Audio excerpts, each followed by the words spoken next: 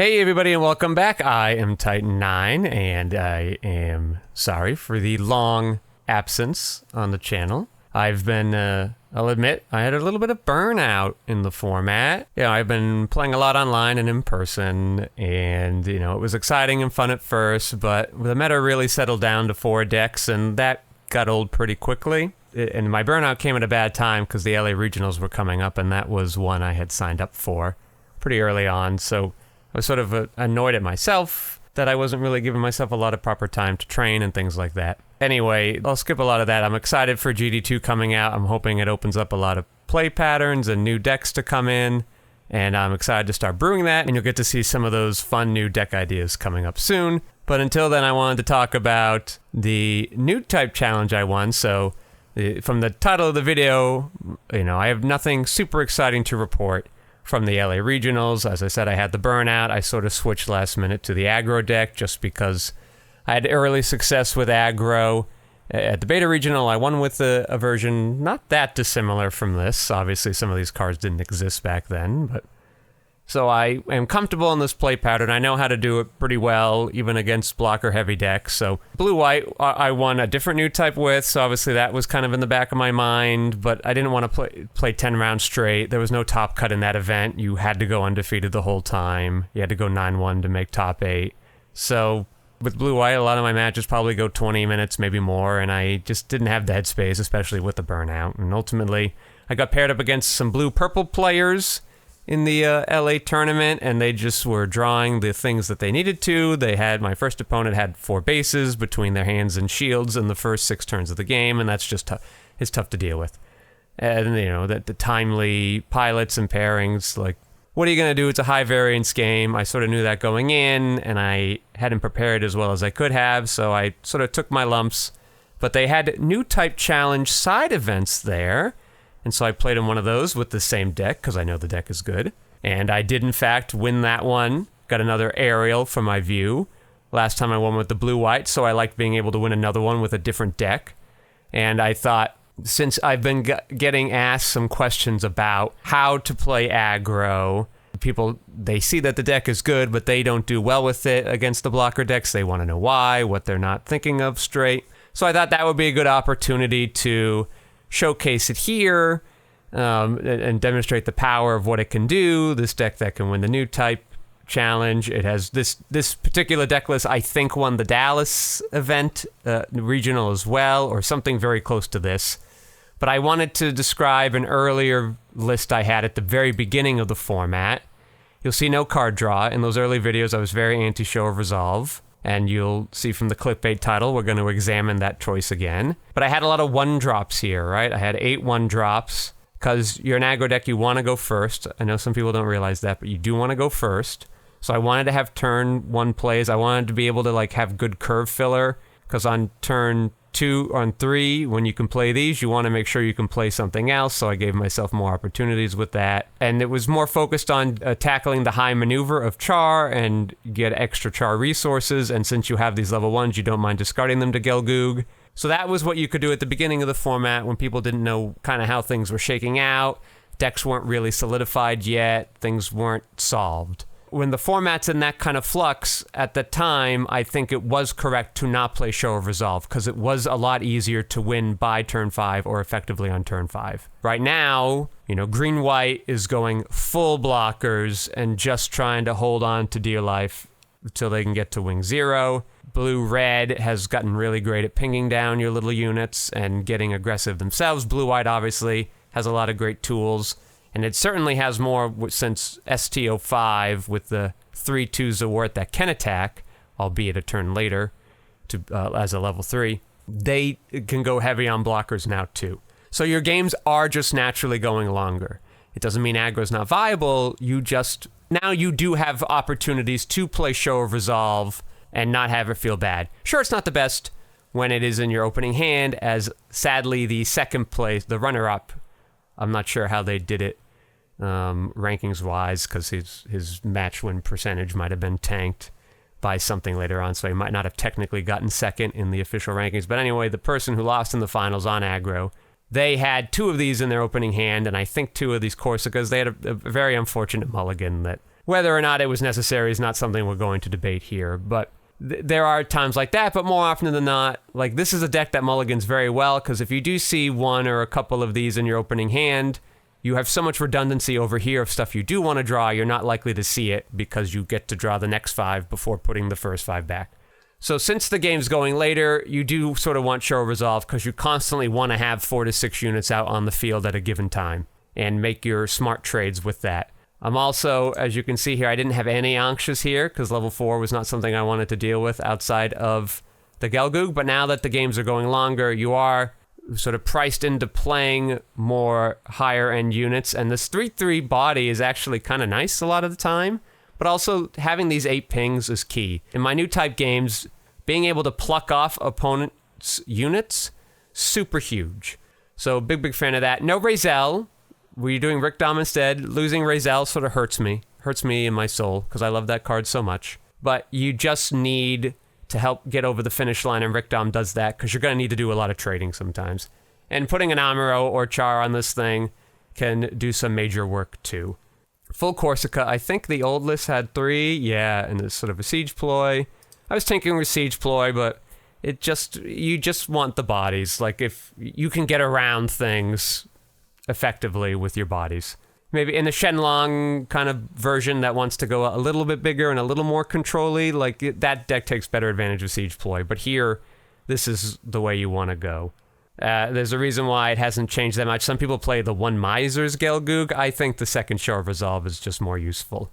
You want to draw the card. People already complain about not having enough Char Aznables. So having a naked Gelgoog without Char feels really crappy. It costs 4. At least your other 4-cost units cost less, so you can play multiple things on that turn, including a pilot if you feel the need to do that. And lastly, yes, people complain about the Char, not finding Char. Char makes things easier, but is not necessary. There are a lot of games where I don't feel like I needed to find Char to do it. It would have, sped things up a little bit. But the deck is the units are very good. Just swarming a bunch of units and just waiting for the right time to strike is good enough usually. So don't feel like this is a make or break card in your deck. It's nice when you get them. Amuro is way more important, I think. It just gives you a lot more flexibility in controlling the game or going at the pace you want to go.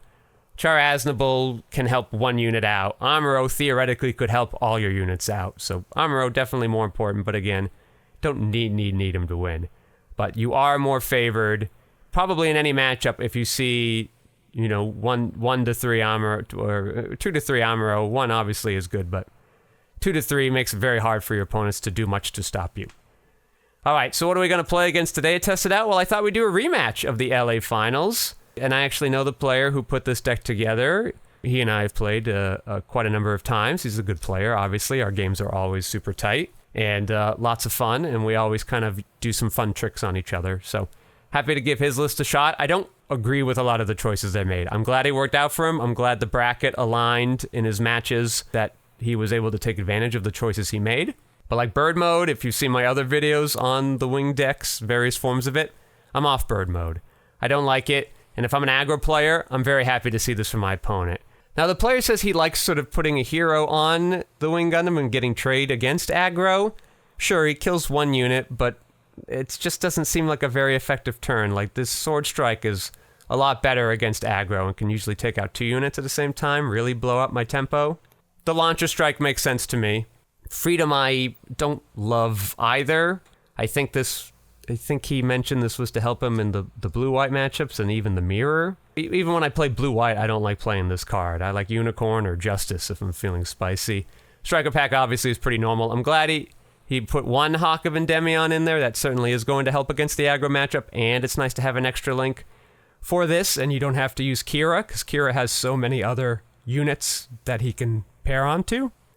And Unforeseen is a card I've just been loving more and more as the format goes on. They opted not to replace the Zawart with the new unit from STO5, and I totally agree with that choice. I think people were talking about it as a strict upgrade, but this being level 2 does matter against aggro decks. It really, really does. All this makes total sense to me, just this bird mode I don't like, and I question the freedom. Obviously, the deck list worked out for him. I'm very happy that he did so well. Nice gentleman. And I've been seeing this deck list pop up a lot more at the locals and on Zumbo Sim, and I am not impressed with it. My aggro decks have rarely had a tough time against it, except barring a bad draw or some lucky bursts. But high variance game, so that's what you're going to do. So I thought we would do this testing quick. This has a lot of blockers, so for you people who are like, what do I do when my opponent has a million blockers? We'll kind of talk about it. I've had games where my opponent has 4 blockers on turn 4, which I guess becomes my turn 5. And there are ways to get around it. So don't you worry about it. So we're going to begin. I normally would do these matchups randomly, but if you win the die roll as an aggro player, you are always going first. If your opponent wins the die roll, they are always going second in this matchup. So it felt kind of silly to play, to risk having the opponent go first when they would never theoretically do that, and I would never want them to do that either. So this is a great opening hand. You got this one to burst the base early. We got a gun tank to clear up something. Sometimes they like to have two, like a Zawart come in and clean this up on the crackback, and then we can just finish it off that way. The 2/2 will be a nice play for turn 2. And Amuro Gundam, like I just said, the more Amuros we see, the higher our win percentage gets. Having the Gundam just sort of beefing up all of our units will give us good trades against their big beefy base and some of their hefty blockers. Yeah, we're going to get to draw 3 cards by the time we get to turn 3. I don't think we're going to have to play this gun tank out early to keep up aggression, but again, it's a high variance game. We could start drawing more pilots or bases or something unfortunate, but I think this is a hand you definitely want to keep. Not mulliganing. All right, look, another Anksha. So we got our pingers. Wish we had a lower level unit, but we do have more turns to draw it. So they got the Zawart. Oh well, we don't care about that guy. Look, we did draw this Zaku 2, so that'll be nice. Play this. Play this. By this, I mean both of my Zaku 2s, one being a 1/2 and one being a 2/2. We don't have to attack right away. Obviously, we want to be an aggressive deck here, but we do not have to attack right away. This opens up a lot of opportunities for us drawing this timely char. But if I did not draw the char, I would probably play... I would attack with the Zaku 2. If he wants to block, great, 1 blocker down. Then I would attack with this Zaku 2 to finish off that EX base. And if he didn't block it, I would just sort of chill and hang tight after playing the Zaku 2. Maybe I'd play the gun tank because I have this backup pinger. Because then I'd basically be able to rest. I could rest if they play a second blocker, that would be unfortunate, but I could rest one of them with the Gundam and get through with the other ones with impunity. I would have already done 2 damage to that base. If they chose to block with the Zawart against my 2/2, then I'd only have to worry about 1 blocker next turn. When I tap it, get rid of the base that way. Probably wouldn't attack with the Gundam. Or maybe would attack against their blocker. I would be able to repair that damage. They're not going to rush anything scary on their turn 4. Yeah, because I don't have to worry about it until they have 6 resources. So you don't always have to attack with your Gundam. A lot of times you don't want to. That +1 matters a lot more. We could even hold back attacking with this 2/2 so that it can definitely burst through that EX base.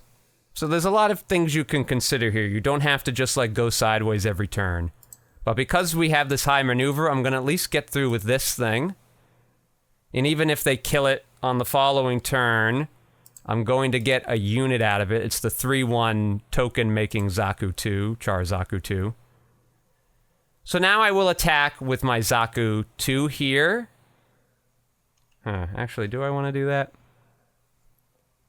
You do have to get through these blockers. It's unfortunate if they have... Oh, they can't play Unforeseen Incident now anyway. Yeah, I think here I attack with both of them. They're not rushing me. If they want to... the blockers we have to get through anyway, and we have the units to be able to replace them on follow-up turns. Perfect. Okay. Nothing so far. They will play...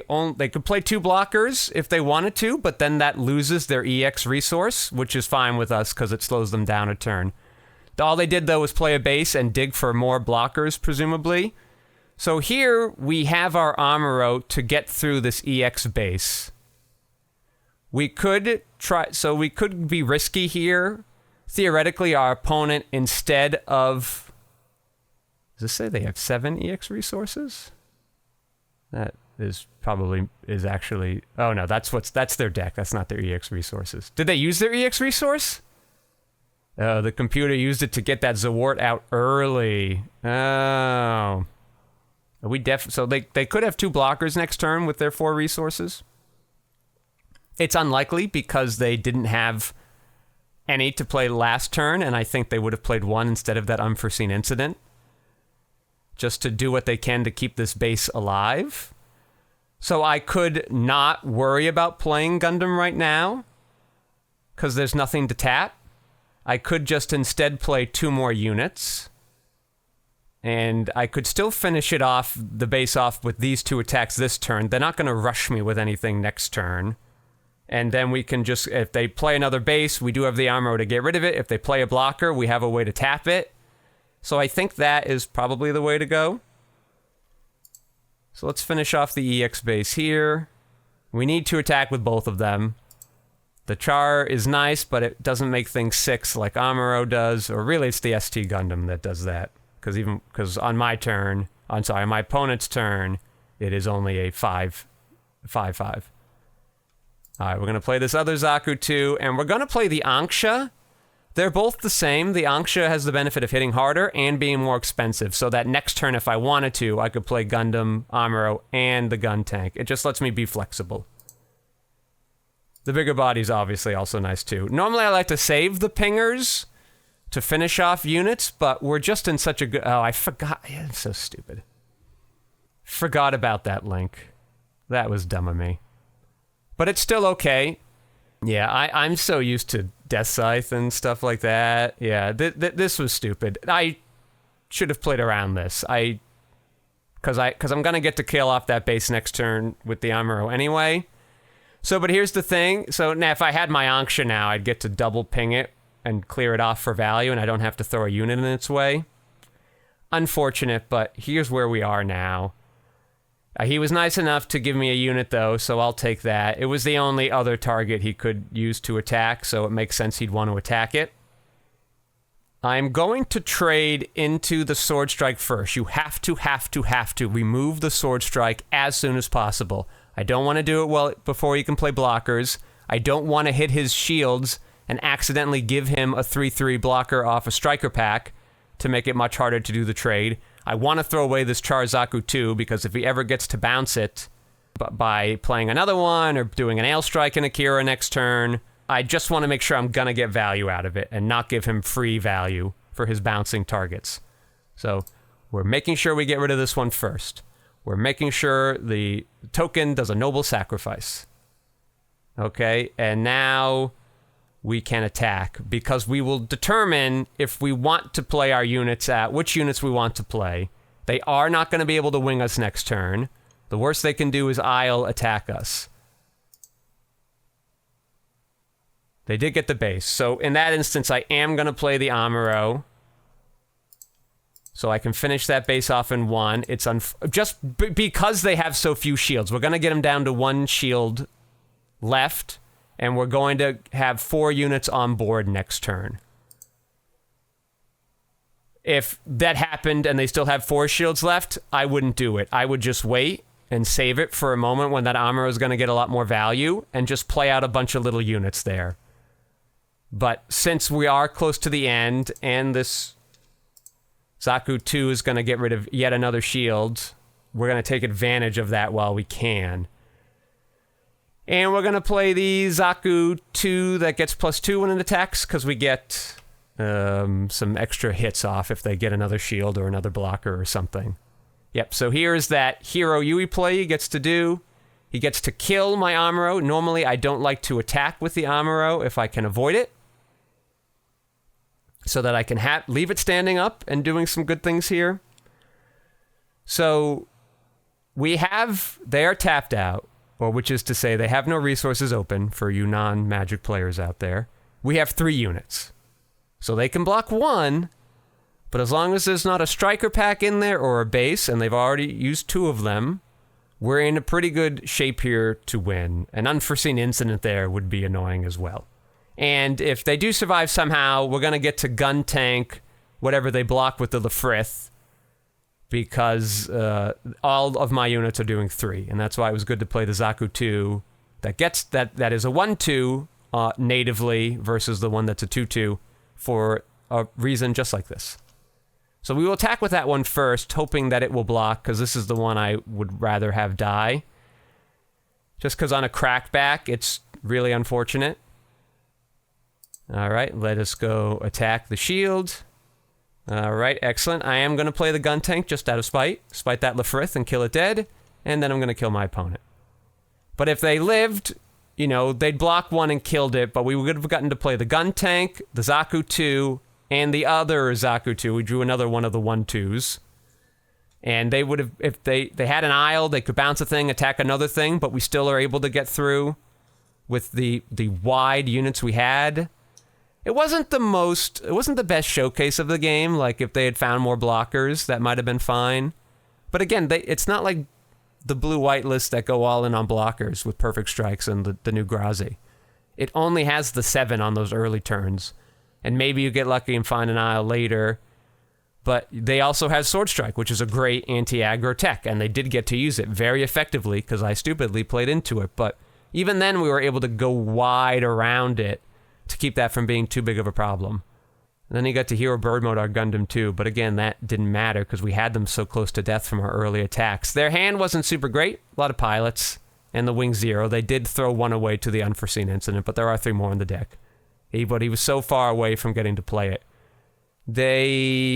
I guess they used 3 to play Hero, and then the EX resource to play the pilot, and then the 2 to play the Lefrith.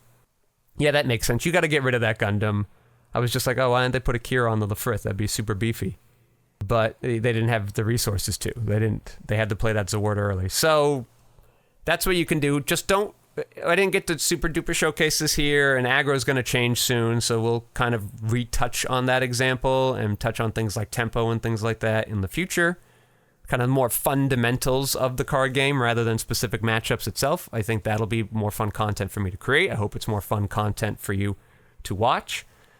Now, we'll still do kind of the specific matchups here and there, but I think we can kind of expand the types of videos that will help you grow as Gundam players. So, GD02 is coming out in just a couple days. Stay tuned for some videos on that. We'll talk about sealed and how to prepare for your booster release events. No ST06 starter events this time around. Don't know why they didn't release that with ST05. It made no sense to me then. It makes less sense to me now that they're like, oops, we actually overflowed and we don't want to confuse and have too many of them, blah, blah, blah. I don't just release them at the same time so we didn't have to play mirror matches all week. That was extremely tedious. Anyway, sorry for that ramble, but it's good to be back. I hope you will have success with your aggro decks. I hope if you've been playing this version of Wing that it's been good for you too. No hatred. It's just not the version of Wing I would play. But other than that, I hope that you have a wonderful week, and I hope you get great pulls in your GD02 boxes, if you can find them anywhere.